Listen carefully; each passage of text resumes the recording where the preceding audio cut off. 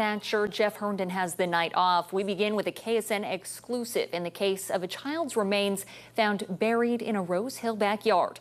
KSN's Derek Lytle has been tracking this story since police made the discovery, and tonight he sat down with the biological mother of the 3 children who had been placed in that home. And Derek, what does she have to say? Yeah, Julia, Krista Helm tells me she gave DNA to investigators to help them confirm the identity of the child. The Rose Hill police chief says he expects to know that ID as soon as next week. But she tells me she is 100% certain the remains belong to one of her daughters adopted into the home with her 2 sisters 5 years ago.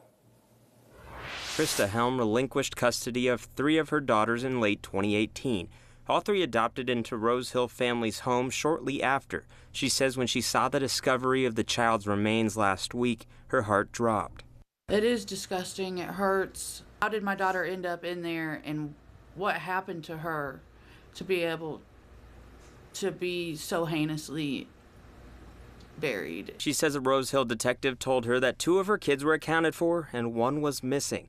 If it is Helm's daughter, she wants answers as to how someone could do this to a child, especially with other children in the home. They had to be playing in that backyard where their sister was, and they had no idea, or if they did, how and why. She says nothing will ever bring full justice for what has taken place, but she wants those responsible to be punished. Whatever they did to my child, they need to pay for.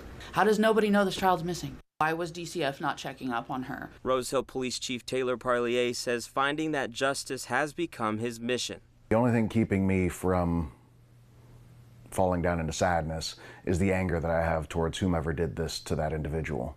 But I can tell you there's nothing else more important in my world right now than finding out who's responsible for this.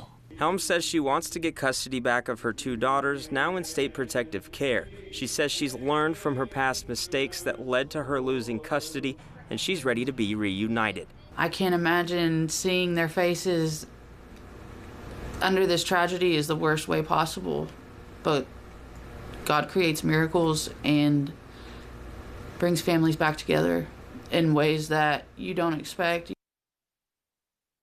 Now, the police chief says they hope to make an arrest or multiple once they confirm the identity, but won't give that specific timeline on when it could happen. Helm tells me if it is her daughter, she hopes to one day give her a proper funeral and burial. Here for you, Derek Lytle, KSN News 3.